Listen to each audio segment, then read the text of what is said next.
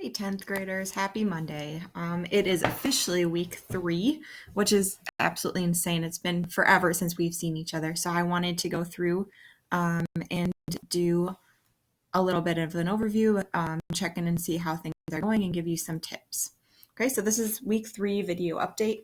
So good morning. It's 6:30 a.m. It's Monday for me. Maybe it's the evening for you. Either way, welcome.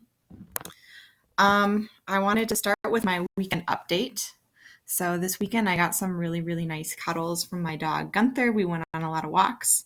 Also, in attempt to get outside more and be away from my computer, I re-downloaded Pokemon Go. So I don't know if any of you play, but my husband and I have been going on Pokemon walks. So this is my starting Pokemon Charmander. It's been kind of like a fun, different thing to do because the days are just blending together for me. And finally, this weekend too, I feel like staring at my computer and my phone so much.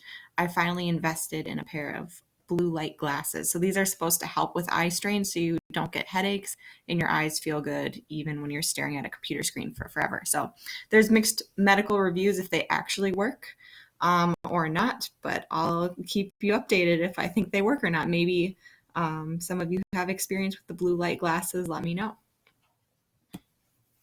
Before we launch into specifically English class, I wanted to give you a tip for week 3.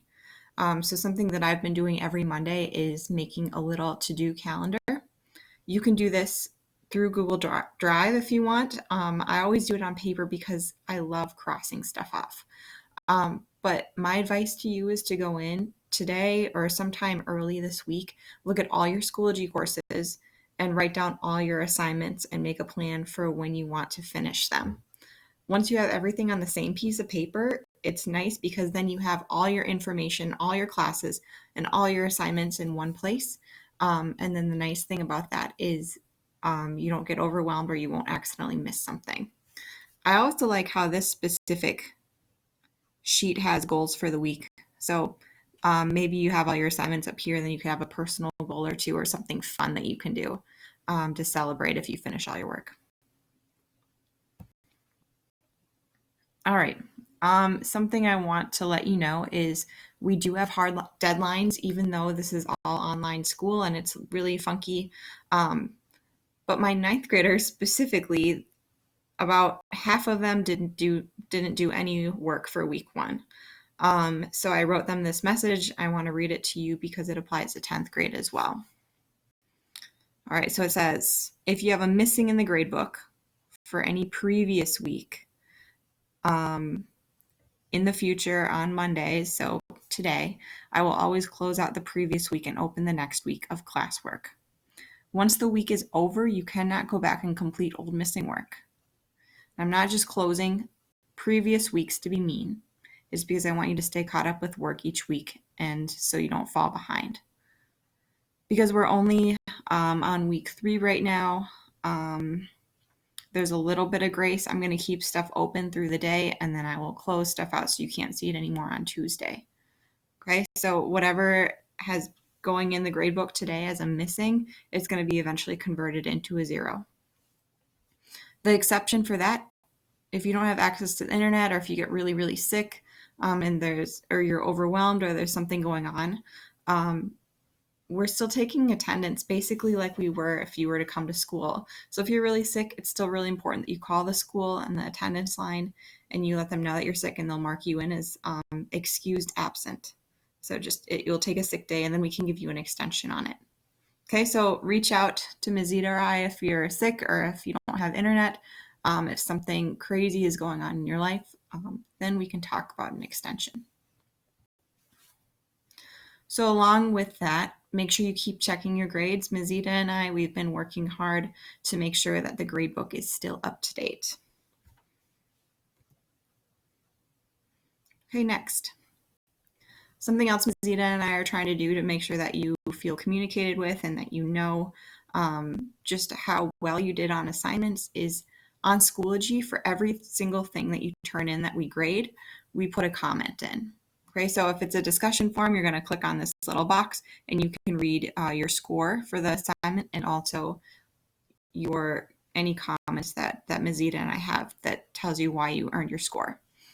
If you turned in a Google assignment, make sure, again, you're submitting it, because I know some of you have finished your work, but you haven't pressed the submit button. Therefore, Mazita and we can't grade it. So make sure you do that. But once it's submitted and it has a grade, you can go into that little comment box in the top right corner and you can read the feedback that Mazita and I have on that assignment. So make sure you're doing that so you understand the grades behind just your work. Okay, finally, I know that this has been a really glitchy week, especially for first hour, it seems like, with some of the Google assignments. It's not your fault. I think Schoology is just a little bit overwhelmed right now. So thank you for those of you who reached out to me or Mazita saying you couldn't open stuff. Yeah, I know it's crazy. We have some grace for that. Something that people have found, though, with Google assignment issues, one way that has fixed the problem is if you try turning your Chromebook off and then turning it on again and reloading Schoology. That solves about 50% of the issues. If you try that and it doesn't work, then make sure you email Mazita or I or come to our office hours and we can find a different way to get you the assignment. Okay, for this week specifically, we've been building and building and building on our informative speeches. So this is the to-do list for the week. First, you're going to watch this video. Next, you're going to submit a quiz for the video assignment. That is in this folder that says informative speech example videos. You're going to choose one of these informative speeches to watch. All of these speeches would earn a 4. So choose one that looks interesting. I know I'm drinking my morning coffee, so maybe I'm interested in the speech about caffeine. I'm done watching the speech. I'm going to answer some questions about what I saw in the video assignment.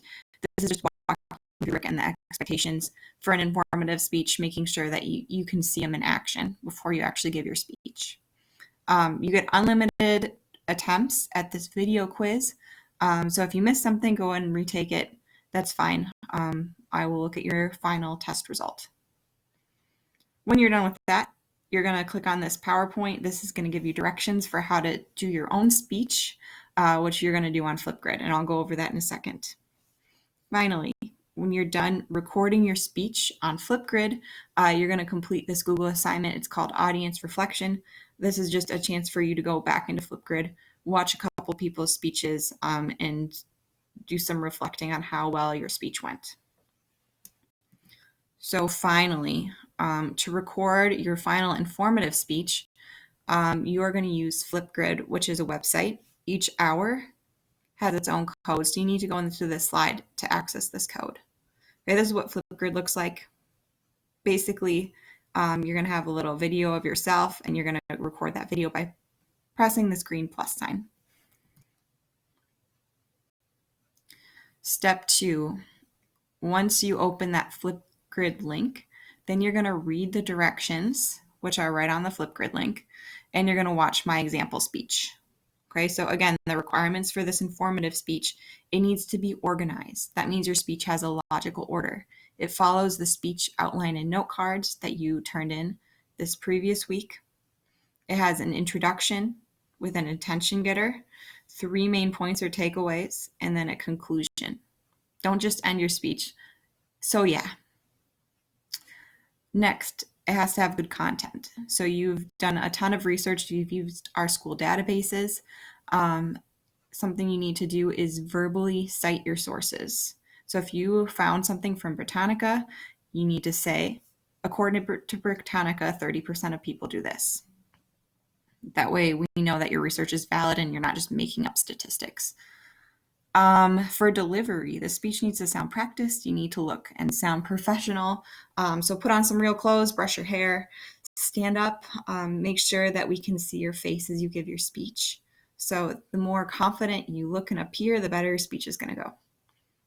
And finally, the time your speech needs to be between 3 and 6 minutes in length. Anything longer or shorter will result in a total grade of 1.5 or less. Okay, so since you're recording this and you're not giving it live in front of class, if you mess up, just delete the video, start over until you feel really happy and confident with your final speech result. Then you can post it on Flipgrid. The only final tip I have is something that I did in the example speech that you can also watch on Flipgrid is I pulled up my speech outline and note cards on my phone, and then I used my Chromebook to record the speech. That way you have your note cards, and you can get good points on your organization.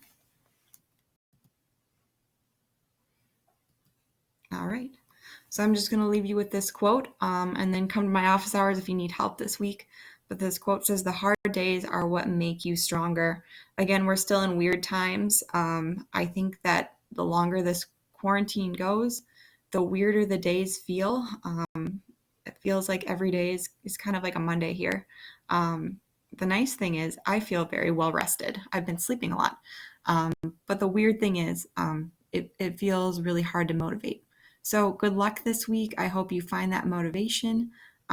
Always stop by and talk if you have questions.